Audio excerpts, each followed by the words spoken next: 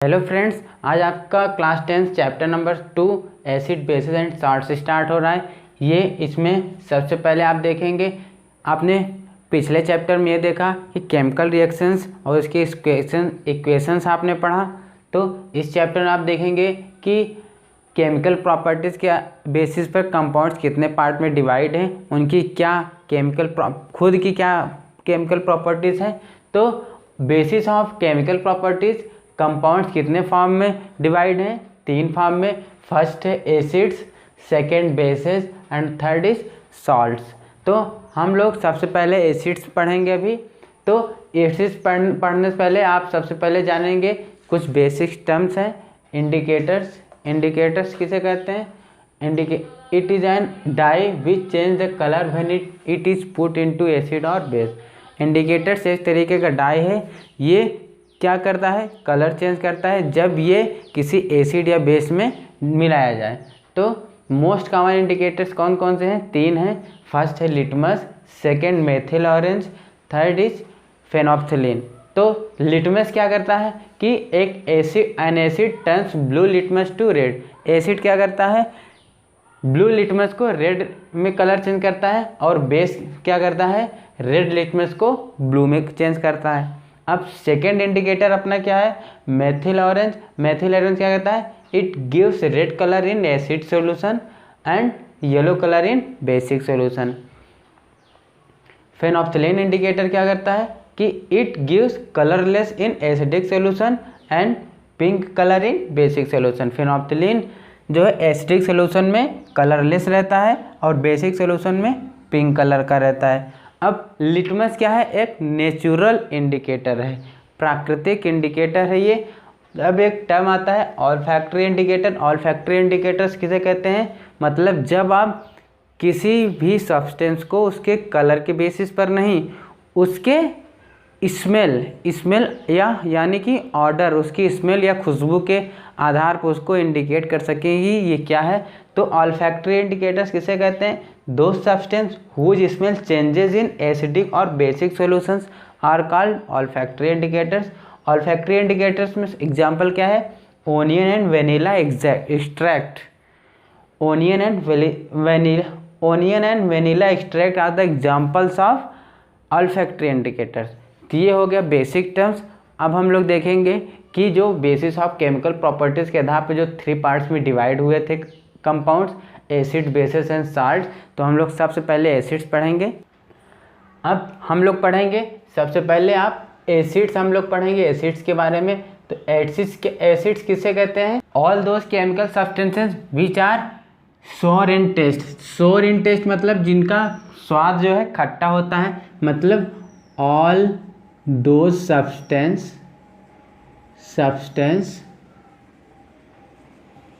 which have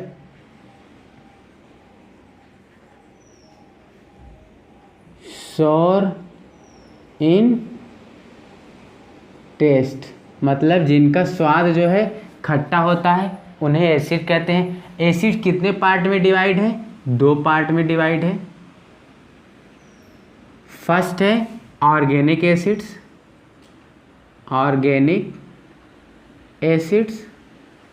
second है mineral acids.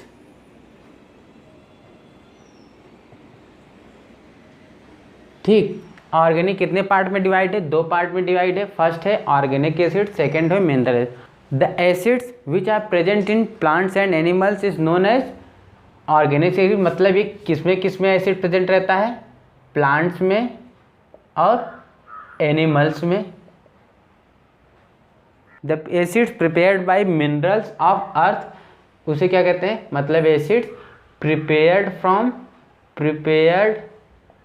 From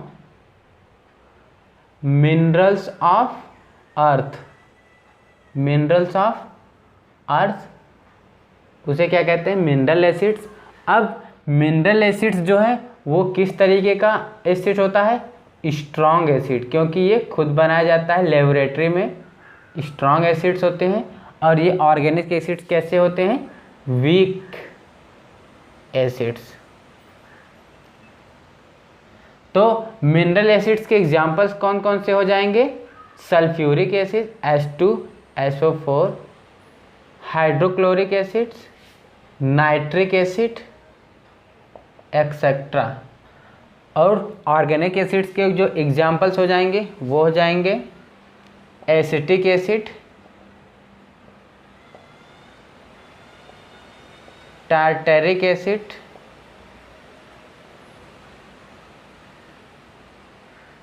citric acid etcetera.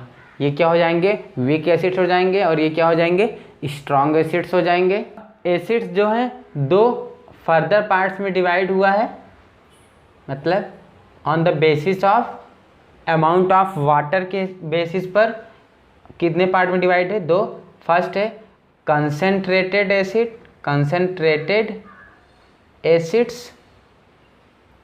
Second है dilute acid. ठीक, concentrated acids उसे कहते हैं जिसमें मिनिमम अमाउंट ऑफ वाटर हो, मतलब जिस एसिड में मिनिमम अमाउंट ऑफ वाटर हो उसे कंसेंट्रेटेड एसिड्स कहते हैं। जिसमें much more amount of water हो एसिड में उसे क्या कहते हैं? Dilute acid. उसे क्या कहते हैं? Dilute acid. मतलब कंसनट्रेटेड में एसिडिक क्वांटिटी ज़्यादा रहेगी और वाटर की क्वांटिटी कम रहेगी, उसे क्या कहेंगे? Concentrated acid. और जिसमें वाटर की क्वांटिटी ज़्यादा रहेगी और एसिडिक क्वांटिटी कम रहेगी उसे क्या कहेंगे? Dilute acids. जैसे कंसनट्रेट H2SO4 के आगे एसिड के आगे नाम लिख दिया जाता है, या फिर जब पानी की मात्रा ज़्यादा रहे, पानी की क्वांटिटी ज़्यादा रहे तो उसके आगे क्या रहेगा? Dilute H2SO4। इस तरीके से रिप्रेजेंट किया जाता है कंसनट्रेटेड एसिड और डाइल्यूट एसिड्स को।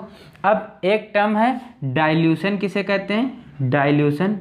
डाइल्यूशन एक वो प्रोसेस है जिसमें कि जैसे आप रिएक्शन कर रहे हैं तो टेस्ट ट्यूब है, तो जिसे इसमें एसिड्स है और ये बीकर में पानी है।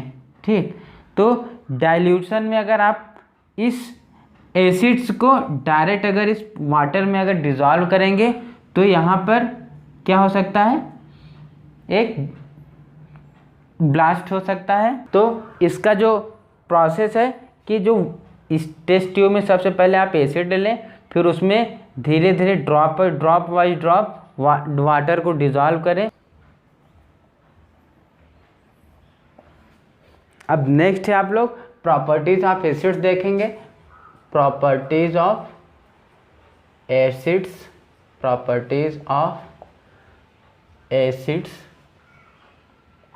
फर्स्ट प्रॉपर्टी क्या थी कि ये किस तरीके का टेस्ट देता था? Sure test. सेकेंड है ये लिटमस पेपर को किस में कन्वर्ट करता था? ब्लू टू रेड में कन्वर्ट करता था। ठीक, अब थर्ड है it is a good conductor of electricity का गुड कंडक्टर है। ठीक, अब फोर्थ है जब एसिड जो है मेटल के साथ रिएक्ट करेगा तो क्या फॉर्म करेगा? एक हाइड्रोजन गैस फॉर्म करेगा प्लस साल्ट फॉर्म करेगा। जैसे जिंक ये सॉलिड है और ये डाइल्यूट H2SO4 जो एक्वस फॉर्म में है उसके साथ रिएक्ट करेगा तो क्या बनाएगा? हाइड्रोजन गैस बनाएगा प्लस जिंक सल्फेट का साल्ट बनाएगा। तो जब ये मेटल है, ये एसिड है, जब कोई एसिड मेटल के साथ रिएक्ट करेगा तो क्या बनाएगा? हाइड्रोजन गैस और उसके साथ साथ एक साल्ट बनाएगा। तो यहाँ पे क्या इवॉल्व हो रही है? हाइड्रोजन गैस इवॉल्व हो रही है। तो फिफ्थ प्रॉपर्टी क्या है? जब कोई भी एसिड मेटल कार्बोनेट और मेटल हाइड्रोजन कार्बोनेट के साथ जब रिएक्ट करता है तो क्या बनाता है, साल्ट बनाता है प्लस वाटर बनाता है प्लस क्या बनाता है, कार्बन डाइऑक्साइड गैस बनाता है। ठीक है, तो इसका जो एग्जाम्पल हो जाएगा वो क्या, Na sodium by carbonate NaHCO3। ठीक, ये जब एसिड के साथ रिएक्ट हो HCl क्या बनाएगा, NaCl plus CO2 plus H2O water बनाएगा। ये क्या हो जाएगा, ये वाटर हो गया, ये साल्ट हो गया और ये कार्बन डाइऑक्साइड गैस हो गई। इस तरीके से जब एसिड मेटल कार्बोनेट या फिर मेटल हाइड्रोजन कार्बोनेट के साथ जब रिएक्ट करेगा तो ये बनाएगा।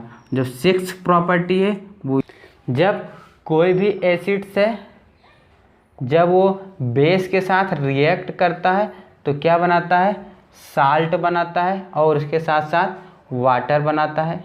इस रिएक्शन को क्या नाम देते हैं, न्यूट्रलाइजेशन रिएक्शन। न्यूट्रलाइजेशन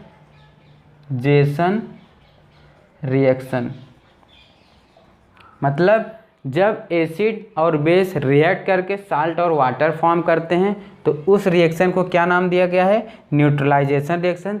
जैसे for example sodium hydroxide plus hydrochloric acid जब रिएक्ट किए तो क्या बनाए,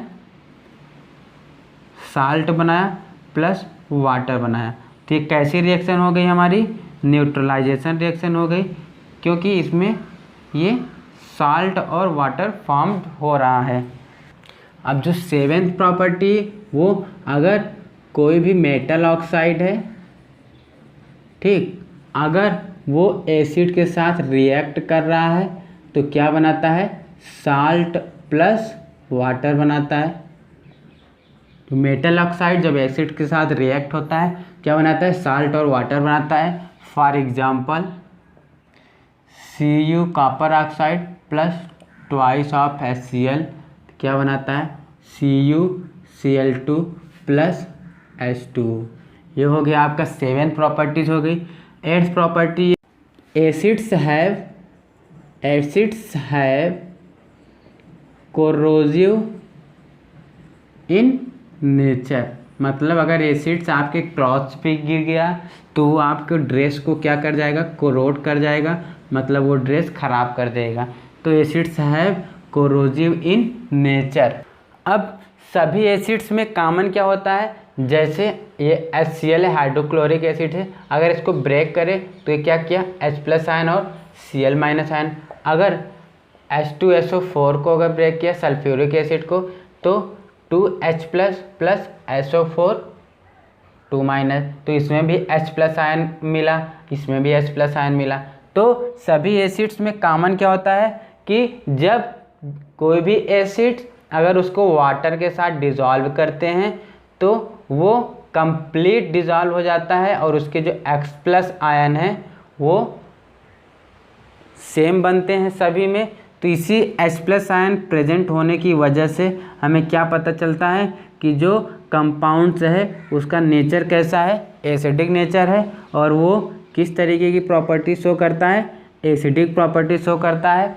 तो सिर्फ H+ आयन सिर्फ प्रेजेंट नहीं रहता, जब H+ आयन प्लस वाटर के साथ रिएक्ट करता है तो क्या बनाता है, एक हाइड्रोनियम आयन बनाता है। मतलब ये हमेशा हाइड्रोनियम आयन के फॉर्म में मिलेगा, लेकिन आप इसको लिखा कैसे जाता है, H+/H2O। मतलब जो ये H+ आयन है वो किसके साथ प्रेजेंट है, वाटर मॉलिक्यूल्स के साथ प्रेजेंट है। तो इस तरीके से सभी एसिड्स में क्या कॉमन है, H+ ion, hydrogen ion common है। इस वजह से यह हमें एसिड का कैरेक्टर शो करता है। जो एसिड्स कंप्लीटली वाटर में डिज़ोल्व होकर more amount of H+ ion produce करते हैं उन एसिड्स को क्या कहते हैं, स्ट्रॉन्ग एसिड। ठीक, और जब कोई भी वाटर मॉलिक्यूल जब वाटर में पार्शियल डिजॉल्व होते हैं और less amount of H+ ion produce करते हैं तो उसे क्या कहते हैं, वीक एसिड्स। ठीक है, तो ये क्या हो गया, स्ट्रॉन्ग एसिड्स, और ये क्या हो जाएगा, वीक एसिड्स। स्ट्रॉन्ग एसिड्स का एग्जाम्पल क्या हो जाएगा,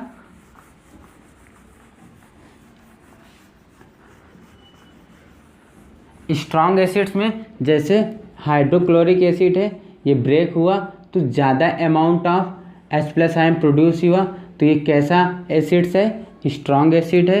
अब CH3COOH में CH3COO- प्लस H+ आयन, ये कम प्रोड्यूस होगा वाटर सॉल्यूशन में, तो ये किस तरीके का एसिड हो जाएगा, वीक एसिड हो जाएगा।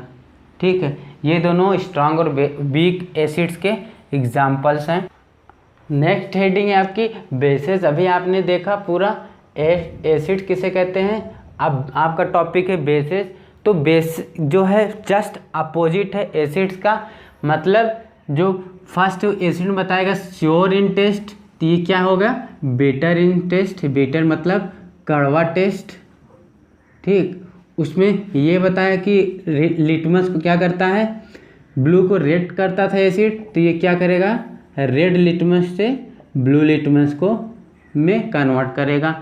थर्ड ये क्या है कि ये bad conductor of electricity, bad conductor of electricity.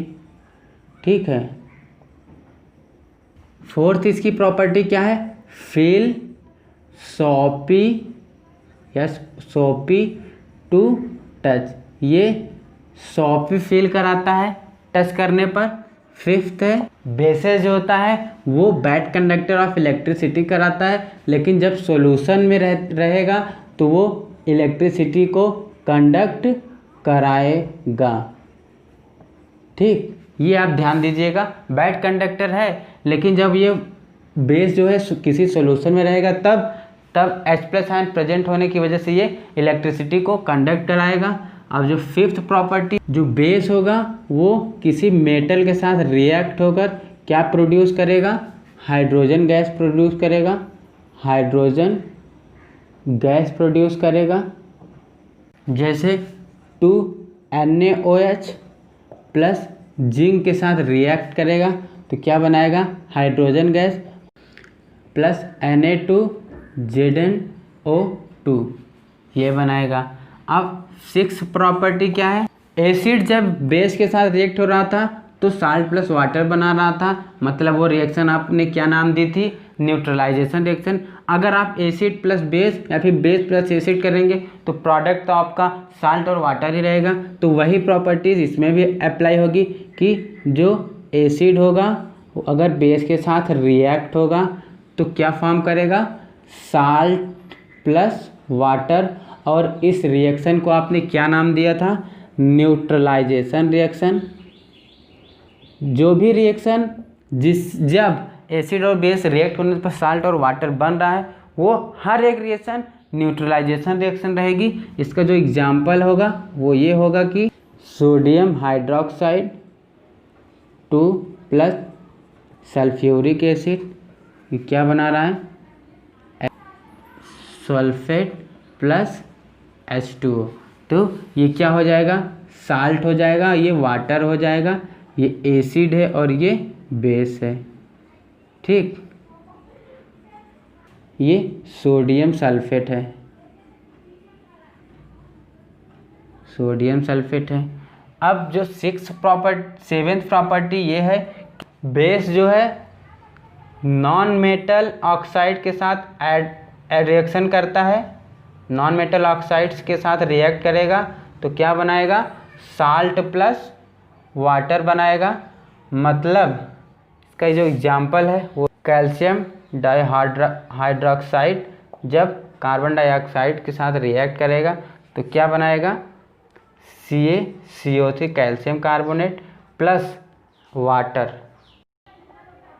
अब जो जिस तरीके से एसिड्स में कॉमन जो रहता था वो H+ आयन रहता था, उसी तरीके से अगर बेस में क्या, हर बेस में क्या कॉमन रहेगा, हाइड्रोक्साइड आयन।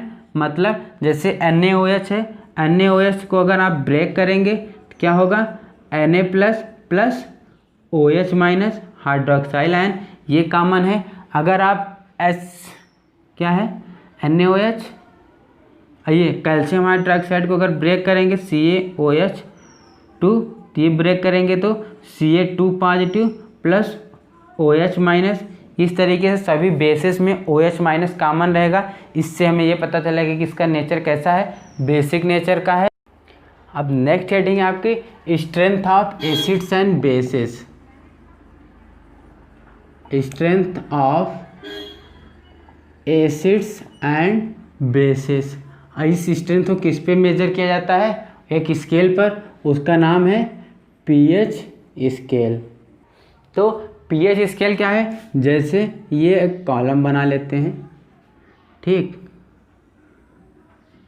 ये कॉलम बन गया, 1 2 3 4 5 6 7 8 9, इधर बना लेते हैं 10 11 12 13 14, 1 2 3 4 5 6 7 8 9 10 11 12 13 14, तो ये हटा देते हैं, ठीक। ये हो गया pH स्केल। अगर इसको मैं नंबरिंग कर दूं 1 2 3 4 5 6 7 8 9 10 11 12 13 14 मार्क्स है, तो 14 नंबर है। तो अगर pH की वैल्यू 1 रहती है तो ये किस नेचर का रहेगा, ये एसिडिक नेचर का रहेगा, ठीक, एसिडिक नेचर का रहेगा। और जो ये किस तरीके का एसिड रहेगा, ये स्ट्रॉन्ग एसिड रहेगा अगर pH इक्वल्स टू 1 रहता है। अगर pH इक्वल्स टू 14 रहेगा, pH इक्वल्स टू 14, ये क्या रहेगा फिर, स्ट्रॉन्ग बेस रहेगा और ये बेसिक नेचर शो करेगा। इसका मतलब है कि अगर आप लेफ्ट से राइट मूव करेंगे तो जो बेसिक नेचर होगा, बेसिक नेचर जो होगा वो बढ़ेगा और जो एसिडिक नेचर होगा वो डिक्रीज करेगा। अब जो बीच में आता है ये pH इक्वल्स टू 7, यहाँ पर number of H plus ion equals to number of hydroxyl ion, मतलब एसिडिक कैरेक्टर और बेसिक कैरेक्टर के जो आयन्स होंगे वो इक्वल होंगे। इसका मतलब जैसे अगर इनका सम करें H plus plus OH minus, तो ये क्या फॉर्म करेंगे, वाटर। तो ये किसका pH नंबर है, वाटर का। इसका मतलब pH इक्वल टू 7 किसका होता है, वाटर का होता है। आप जैसे जैसे राइट से लेफ्ट की तरफ जाएंगे आपका बेसिक नेचर क्या होगा, कम होता जाएगा और एसिडिक नेचर क्या होगा, बढ़ता जाएगा। ये हमें क्या इससे हमें क्या पता चलता है कि एसिड और बेस का स्ट्रेंथ कितना है। pH का जो आपने pH अपने डेली लाइफ में क्या करता है, डाइजेशन की, pH स्केल वजह से डाइजेशन होता है और टूथ का जो डीके होता है वो भी एक मेजर काज होता है, किसकी वजह से, pH की वजह से। और जो थर्ड है केमिकल वारफेयर की वजह से pH जो है सेल्फ डिफेंस करता है, किसके लिए, प्लांट्स और एनिमल्स के लिए, ठीक। ये हो गया अपने डेली लाइफ के बारे में pH स्केल। अब आपकी नेक्स्ट हेडिंग है वो है क्या है, सॉल्ट्स। सॉल्ट्स किसे कहते हैं, मतलब जब किसी सॉल्यूशन में अगर बेस है और उसमें से Na प्लस आयन किसके द्वारा रिप्लेस किया गया, वो किसी मेटल के द्वारा रिप्लेस किया गया, तो जो फॉर्म होगा वो क्या होगा, ये साल्ट होगा। मतलब साल्ट जो है किससे फॉर्म होगा, जब कोई एसिड बेस के साथ रिएक्ट करेगा तो क्या फॉर्म होगा, साल्ट फॉर्म होगा और वाटर फॉर्म होगा, ठीक है। तो ये साल्ट जो है एसिड और बेस के रिएक्ट करने पर फॉर्म होता है। कोई हाइड्रोक्लोरिक एसिड है और इसको जिसका जो H, ये अगर ब्रेक होगा किससे ब्रेक होगा, H++Cl- से। ठीक, जब ये H का H+ आयन किससे रिप्लेस हो जाएगा, किसी मेटल की आयन से, तो ये क्या हो जाएगा Na++Cl-। जब ये कंबाइंड होगा तो क्या हो जाएगा सोडियम क्लोराइड। और आपको पता है सोडियम क्लोराइड क्या है, एक सॉल्ट है। तो जब किसी एसिड का H+ आयन रिप्लेस किया जाएगा किसी मेटल की वजह से, तो जो फॉर्म्ड होगा प्रोडक्ट वो क्या होगा, एक साल्ट होगा। अगर किसी भी साल्ट में सेम पॉजिटिव आयन्स होंगे, जैसे ये NaCl हो गया, NaHCO3 हो गया, Na2CO3 हो गया, तो इसमें जो सेम मेटल के जो आयन होंगे अगर ये सेम रहेंगे तो ये फैमिली ऑफ सेम सॉल्ट्स हो जाएंगे। ठीक है, नेक्स्ट है आपका ये जो साल्ट्स होते हैं वो सबसे पहला है कॉमन साल्ट जिसे सोडियम क्लोराइड कहते हैं NaCl। वो उसका फॉर्मेशन क्या होता है, ये किस तरीके से फॉर्म किया जाएगा, सी वाटर से। मतलब ये सी वाटर से इसका फॉर्मेशन होता है। जैसे सोडियम हाइड्रोक्साइड एक्वस सॉल्यूशन में और हाइड्रोक्लोरिक एसिड्स, ये जो बेस है ये एसिड्स है, बेस और एसिड्स मिला के हमें क्या मिलता है, साल्ट और वाटर मिलता है। तो हाइड्रोक्लोरिक एसिड जब सोडियम हाइड्रोक्साइड के साथ रिएक्ट करेगा तो हमें NaCl देगा, सोडियम क्लोराइड और वाटर। इसी सोडियम क्लोराइड को ही क्या कहते हैं, कॉमन साल्ट कहते हैं। यही कॉमन साल्ट हम अपने डोमेस्टिक लाइफ में डेली यूज़ करते हैं, जैसे किचन में खाने में मिलाया जाता है या फिर कोई भी कुकिंग आइटम्स में इसको मिलाया जाता है। सेकंड है वॉशिंग सोडा। वॉशिंग सोडा हमें किस तरीके से फॉर्म किया जाता है, जैसे ये कॉमन साल्ट है, कॉमन साल्ट के साथ ammonia plus water plus carbon dioxide को जब रिएक्ट करेंगे तब हमें जाके सोडियम हाइड्रोजन कार्बोनेट मिलेगा और उसके साथ साथ अमोनियम क्लोराइड मिलेगा। जब सोडियम हाइड्रोजन कार्बोनेट हमें मिलेगा उसके साथ फिर हम क्या करेंगे, हीट करेंगे। हीट करने पे हमें क्या मिलेगा, सोडियम कार्बोनेट प्लस वाटर और कार्बन डाइऑक्साइड फिर उसमें से निकल जाएंगे। फिर इसी सोडियम कार्बोनेट को 10 moles of water of crystallization करने पे हमें क्या मिलेगा, सोडियम कार्बोनेट डेकाहाइड्रेट। डेका मतलब 10 हाइड्रेट। तो इसी को हम क्या कहते हैं, वॉशिंग सोडा। इस तरीके से हमारा कॉमन साल्ट और वॉशिंग सोडा फॉर्म किया जाता है।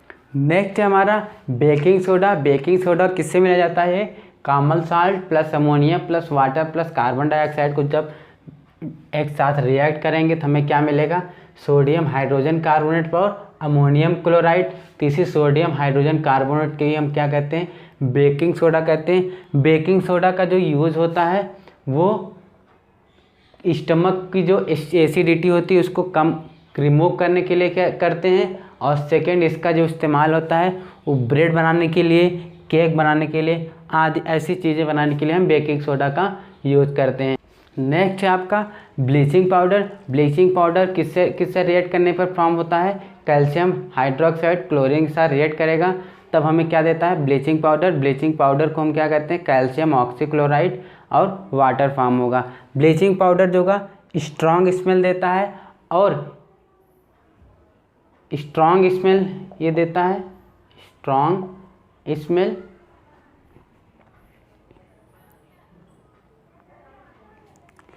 और ये जो सोल्यूबल होता है किसमें, कोल्ड वाटर में ये सोल्यूबल होता है, कोल्ड वाटर में ये सोल्यूबल होता है। तो ये इस तरीके से ब्लीचिंग पाउडर हो गया। नेक्स्ट है प्लास्टर ऑफ पेरिस।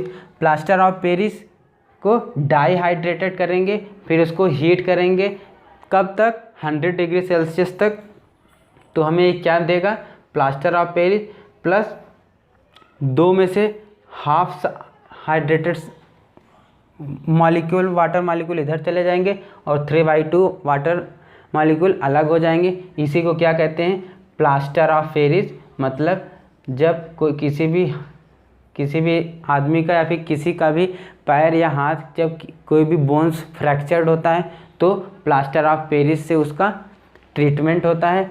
अब ये जो टर्म होता है, जो वाटर मॉलिक्यूल डॉट के साथ रिएक्ट हो रहा है, मतलब ये प्लस के साथ नहीं रिएक्ट हो, डॉट के साथ, इसी को क्या कहते हैं, वाटर ऑफ क्रिस्टलाइजेशन। ये वाटर ऑफ क्रिस्टलाइजेशन होगा, मतलब जब वाटर मॉलिक्यूल किसी भी सब्सटेंस के साथ डॉट के साथ ऐड हो, क्रिस्टल के फॉर्म में ऐड हो, उसी को क्या कहते हैं, वाटर ऑफ क्रिस्टलाइजेशन। इस तरीके से आपका चैप्टर अब ये ख़त्म होता है।